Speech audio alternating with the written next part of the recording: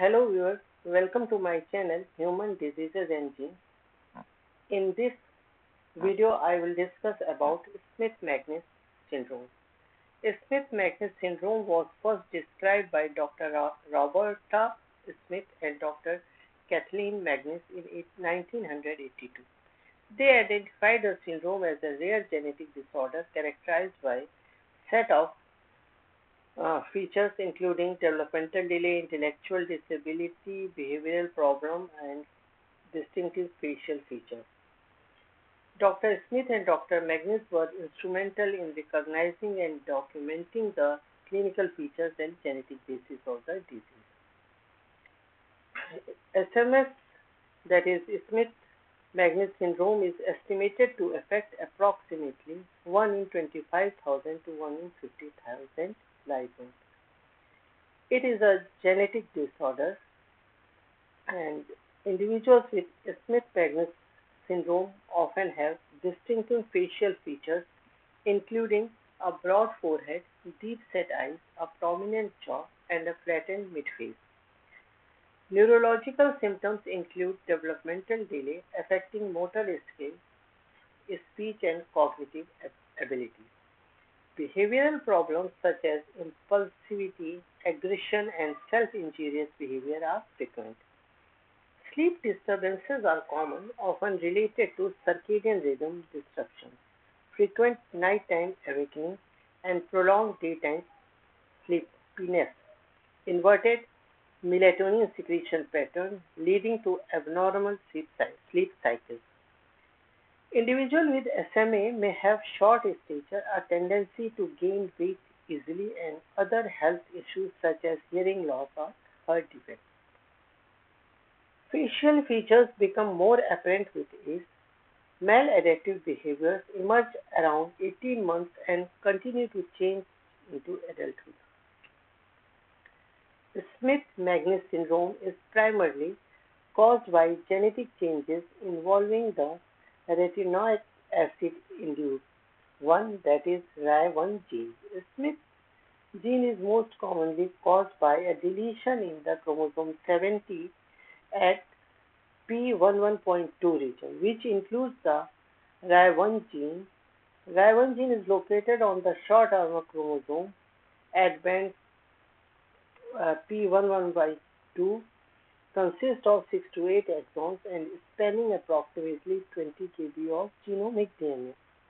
This gene encodes a large protein with multiple functional domains, including a polymorphic polyglutamine, that is polyQ-TAC, 2 polyserine poly-S regions, a bipartite nuclear localization signal, that is NLS, a nucleosome binding domain NBD, and a C-terminal plant homeodomain PhD. The RY1 protein plays a vital role in human development, particularly in the nervous system. It regulates the expression of genes including core components of the circadian clock by interacting with chromatin modifying proteins. Through its NBD and PhD domains, it influences the structure of chromatin, impacting gene accessibility and activity. The NLS domain ensures that protein functions within the nucleus.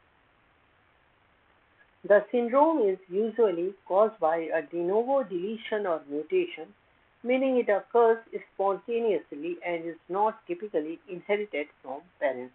However, in some cases, it can be inherited in an autosomal dominant pattern. The Smith-Magenis syndrome is diagnosed by combining a clinical evaluation of its characteristic signs and symptoms with genetic testing to detect a 17p112 microdeletion or a pathogenic mutation in the RY1 gene.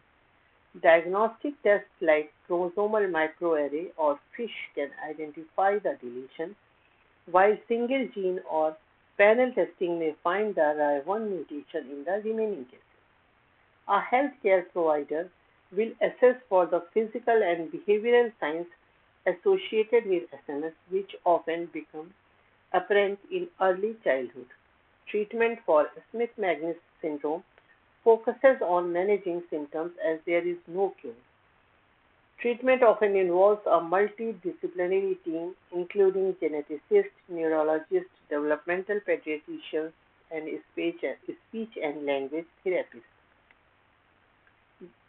This includes SMS therapies. Melatonin supplements are often used to help regulate the sleep, especially when combined with medications like acebutolol block daytime melatonin production. Risperidone can be effective in controlling aggressive behavior. Treatment may also involve addressing attention deficit or hyperactivity issues to improve overall functioning. Children with SMS may need glasses to correct vision and ear tubes to manage recurrent ear infections. Speech, occupational, and behavioral therapies are essential for improving communication, daily living skills, and addressing challenges of behavior. A balanced diet and regular physical activity contribute to better overall well-being. Early intervention and educational programs can help children with SMS develop and reach their full potential. This is all about Smith-Magenis syndrome. If you found this video helpful and learned something new, please like this video and don't forget to subscribe for more health insights. Share this video with your friends or family members to spread awareness. If you have any queries, drop a comment in comment box. Don't miss my next video. Until then, stay informed and take care of your health. Thank you very much.